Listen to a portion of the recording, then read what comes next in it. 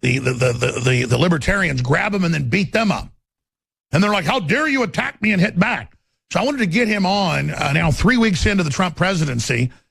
I mean, literally, I'm just watching Trump. He's like, I hugged the Japanese prime minister. We hugged in the tower together. We love each other. And we're going to have a big defense pack against China. And the Japanese president's getting all excited. I mean, with Trump, he's so real, people just don't even know what to do anymore.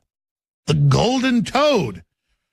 But meanwhile, they're organizing, attacking people at colleges, fight clubs, you name it. This is a crazy, crazy, crazy time to be alive. We're going to go to that Trump clip coming up where he talked about that in a few minutes. But Gavin McInnes joins us again. Paul Watson shot a video that's up on Infowars.com. I'm going to air later if we have time. It's conservatism is a new counterculture.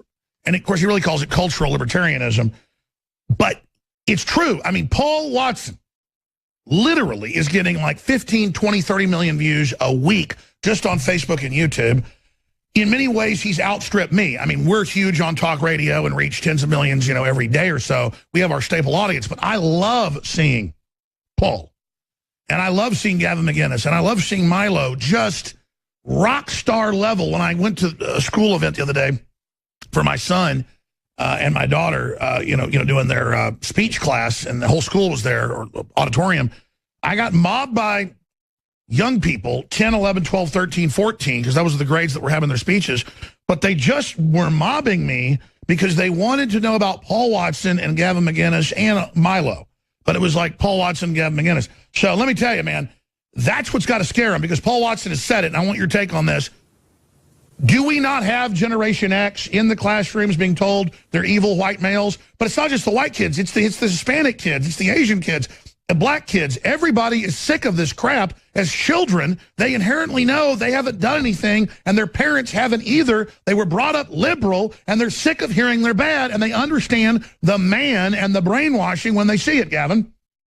Well, they made a fatal mistake. You see, their narrative doesn't have truth on its side, and it may have worked if back in the Dewey Decimal System days, when you had to go to the library to look up whether what your teacher was saying is true or not. But they did it in the information age. They did it when we could just Google it, and we hear white men are evil, Western society sucks, America's a racist hellhole, and they just go to YouTube, they go to Google, they look it up, they go, wait a minute, everything my teacher's saying is a lie.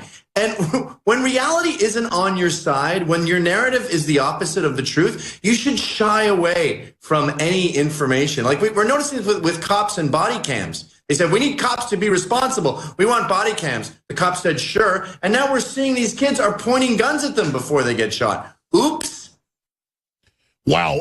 We've only got like 20 minutes with you. Where to start? I mean, what do you make of Trump's first 3 weeks? Your top points. Well, here's what you talked about, a bunch of different things. And I think they all do convalesce. Is that the word? That's right. Where we have the mainstream media is done, right? Fox News, ABC, they're all watched by 70-year-olds who aren't invested in society. You also have our side just ended up being the cool, fun side. Like when I did my talk at NYU last week and got pepper sprayed, I'm looking at the guys we're with, and they're a hell of a lot more diverse, especially when you include class, than these Antifa kids. The Antifa kids are all living with their parents. 92% live with their parents. They're all sons of professors. They're all rich white squares. And the second we started punching back, they started screaming for police. And I got to say, I've been in a few fights, but there's nothing funner than fighting these so-called anti-fascists. Well, I watched the video. They run up and punch you and others in the back of the head, and then you just grab them and start beating the daylights out of them. They start squealing for mommy.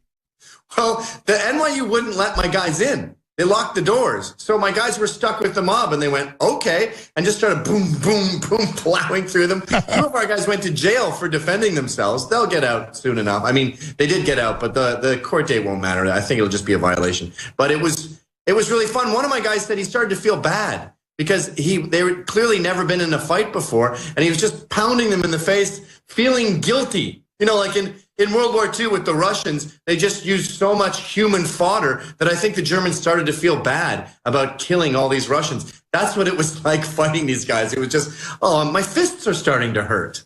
Well, I got to tell you, it's incredible, though. But in a way, the fact that they're getting in the street down to their mother's basements, as you said, 90% live with their parents. Most of them are virgins. They never date. They're really scared of the world. It's kind of good they're coming out and getting their ass kicked and starting to fight. So I'm sure you saw the articles all over the country. They're training now to fight us and attack us. You know, as if 25 years of fighting that I've had till I stopped fighting, and, you know, the court cases and the people in comas and all the rest of it teaching me not to do it anymore, even if they start to fight. I mean, it's like you don't have 25 years, guys. You're not going to get trained to fight even in a month.